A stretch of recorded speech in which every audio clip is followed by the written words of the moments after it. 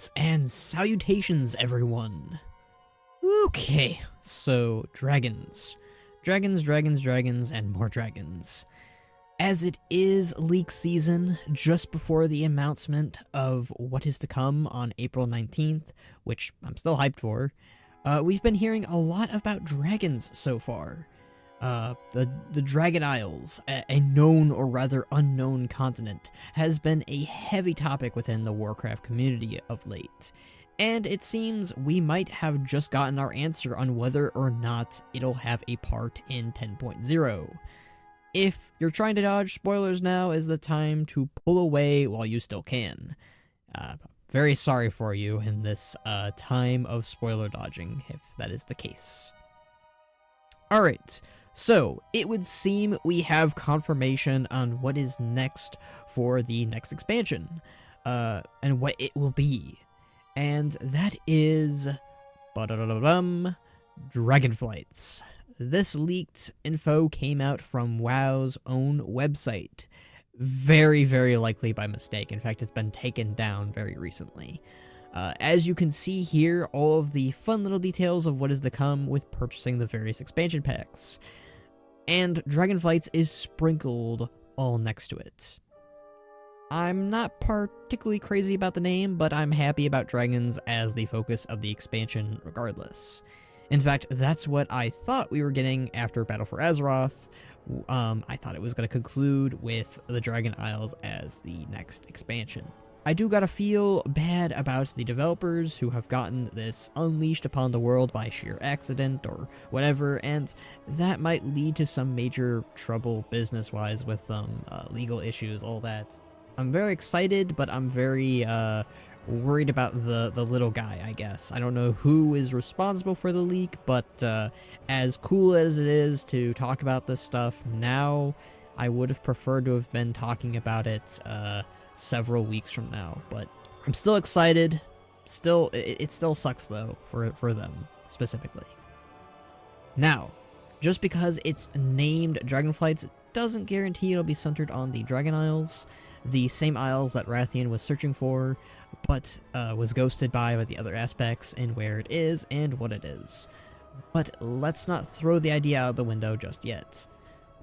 So far, all we know is the name of the expansion, and I suppose we can guess what it could be about from there. There's also the picture of Alexstrasza in her new getup. Now, if this is legit, it is very nice and really cool. I've been saying it for a while, but dragons and dragon aspects are in a great need of a new look, and with a new expansion centered on dragons, that'll be more likely to happen than before. I mean, Alexstrasza looks amazing in Here of the Storm, and I think she looks really cool here. It's really hard to tell the look exactly, and I'm sure we'll get a better idea of it when they announce the expansion. But it looks nice if this is real. But just look at Kalik. Goodness God, gravy man. Oh, why you need an update the most, dude. Oh boy. So, with the name Dragonflights, we know there are several Dragonflights within the world of both Azeroth and Outland, and over the years they've taken quite a beating and have become infertile, after their victory against Deathwing. So, there's a lot that they can do with them, and I think I'll go into minor detail with each of the flights here. The Red Dragonflight, Keepers of Life, are the most prominent and probably the most populated compared to the rest. They were attacked by the Scourge rather recently, and their eggs, and those who protected the eggs, are determinant. But they were attacked regardless by the Blade rather recently, who at the time were following the orders of the Lich King Bolvar. And interestingly enough, the Lich King has been recently retired entirely, and the role of the Jailer of the Scourge has fallen to the Blade now. It's also important to note that the Reds are responsible for putting Bolvar in that state after the Wrathgate, and the High Lord seemingly is rejoining the Alliance, or at the very least is spending time with his daughter now. Whether he'll play a role or the Blade's crimes will be acknowledged is hard to say, but I think it's important to bring them up at the very least. It's also important to point out Alexstrasza, leader of the Reds, is on the supposed cover art, as we just talked about, which means she may very well have a very big role within the story, as she is the Dragon Queen, the leader of all dragons. I don't think we've really seen her role as leader of the aspects and leader of the dragons that much, and I think it's high time we see what that title entails, and what it could mean for the other dragons. I'd very much like to see her take a far more active role in defending life. She puts that sort of duty and promise into the hands of mortals back at the end of Cataclysm, and it's not exactly panned out the best since then for the rest of Azeroth. I mean, we're not doing a terrible job, but we're not doing the best job either. So it would be awesome to see her lead the charge and hopefully not suffer the same fate as the rest of her aspect colleagues, of going mad and being put down. She's the only one to have avoided that so far, and I would prefer things stay that way, personally. Moving on, we have the Blue Dragonflight, who is runner-up to being the closest to being extinct, next to the Black Dragonflight, which we'll get to later. Deathwing nearly wiped out their flight during the War of the Ancients using the Dragon Soul, and they've never really recovered. Since then, their own aspect Malygos went crazy and was put down during the Nexus War. Later, Kalecgos resumed the role after a ceremony took place between the joining of Azeroth's two moons. But the role of leadership was short-lived, and the rest of the Blues departed out from their home in Koldara. And we've seen them still active here and there, but for the most part, they're still dying out and not doing the best. I think what is important to note is that Chromatus was sealed away within the Nexus, and as far as memory goes, the place is currently only guarded by a single dragon, so that could prove to be a problem should something or someone spring him out. For Kalik, I'd love to see him resume the role of leader again for his flight. Perhaps the Blues will feel responsible should Chromatus resurface, and they'll be the ones to find the means to stop him. Now, with the Bronze Dragonflight, they are the most inactive and active at the same time. It's confusing, as they deal with, well, time.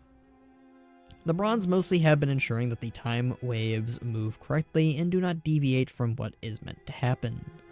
The problem is their counterpart. Their leader, Nozdormu, eventually becomes Murazond and has been messing with those timelines. We did deal with Murazond and his infinite dragonflight on several occasions, but Nozdormu did promise us that he would eventually become this persona one day, and we may very well be seeing that come true very soon. We saw inklings of Kairos being the first of the infinite dragons by wanting to create the ultimate Draenor alongside Rathian. And we saw something, or someone, wanting to assassinate Chromie, which is a thread left unfinished. I do think if the Bronze will play a role, it will be dealing with the first steps of the Infinite Dragonflight.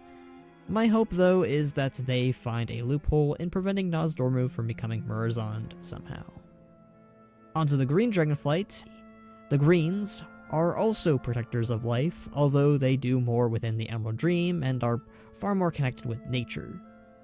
The Emerald Dream is like what Azeroth would be without mortal interference. It is how the world once was and is a tranquil place. Unfortunately, the old gods managed to get inside of it and have created their own bastardized version of it known as the Emerald Nightmare, which led to the corruption of countless green dragons. Ysera, their dragon aspect, suffered a similar fate at the hands of Xavius, and was put down in the process. Thankfully, she was sent to Orderweald thanks to Elune, and has founded a new life there. Her daughter, Mithra, has since resumed her duties as the new leader of the Greens, and has assisted in empowering the heart of Azeroth, later with the rest of the leaders of the dragons. It's uncertain if the Emerald Nightmare has been totally dissolved, and if Ysera is unable to return to Azeroth, through the means that the other wild gods can. I do think at the very least Ysera should still have a connection to the Emerald Dream, and perhaps we'll see her and her flight defend it once more. I would love to get a more in-depth look on the Emerald Dream than what we've gotten so far. Lastly, the Black Dragonflight, which has probably the least amount of dragons left. To my knowledge, of course, as that has slowly proven to be false over the years. Neltharion, now called Deathwing, was once a great protector of the earth, but was twisted into something dark by the old gods. His entire flight suffered a similar fate, with the exception of a few. Eventually, Deathwing would fall after the shattering the world and changing it forever with the Cataclysm. The other aspects used up all of their power to completely annihilate him, and at last, they gave him peace.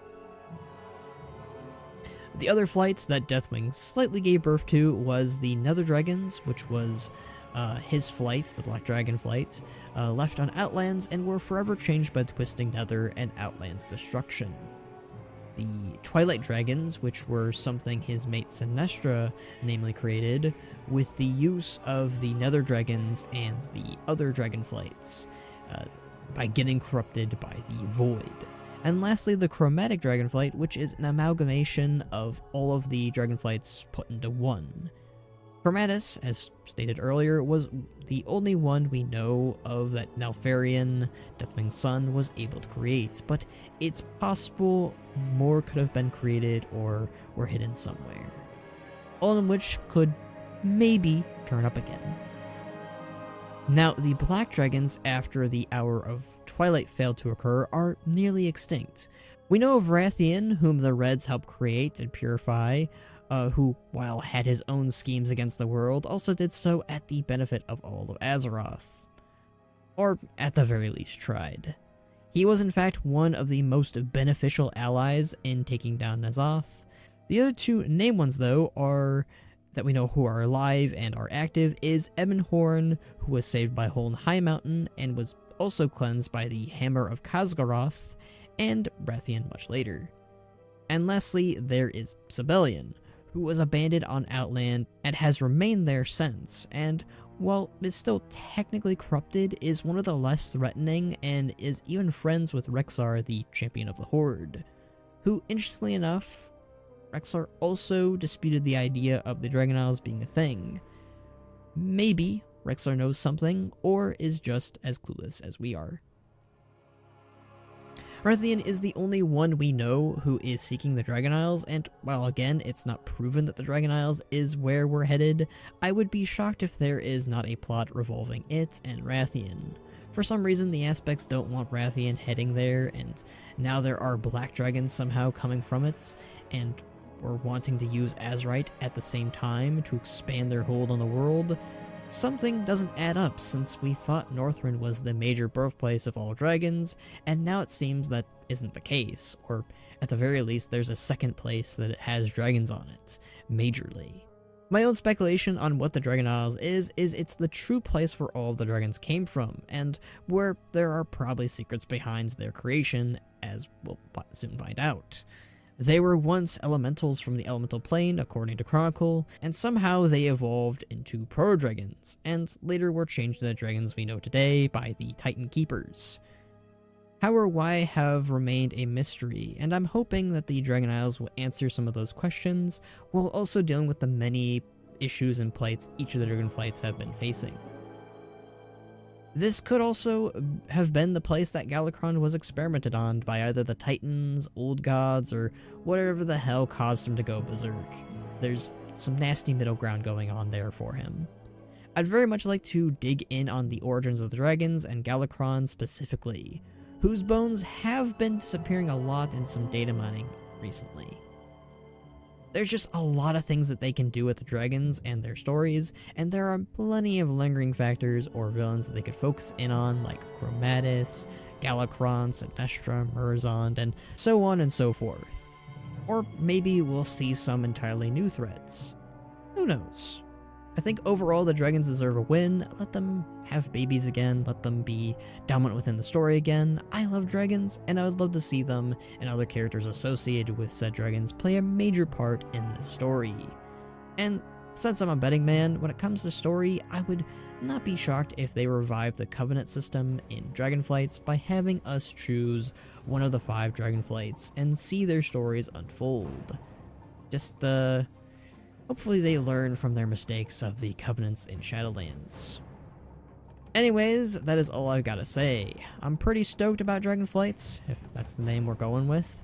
And if this turns out to be a late April Fool's joke, I'll give them props, but, goddamn, would that be such a letdown. Oof. But we've got until April 19th till any of this officially comes out, and I'm quite excited for it. What are your guys' thoughts? You excited for Dragonflights? Do you think this is a ruse and they're cooking something else up? Let me know your thoughts down below. If you guys like this video, feel free to drop a like or subscribe. You can check me out on other social medias in the description. You can also join me on my Discord where we talk about all sorts of things. And if you like me enough, you can support me on my Patreon like these amazing folks here. It helps me a ton to provide you with these sorts of videos. But until next time, my friends, bye ya!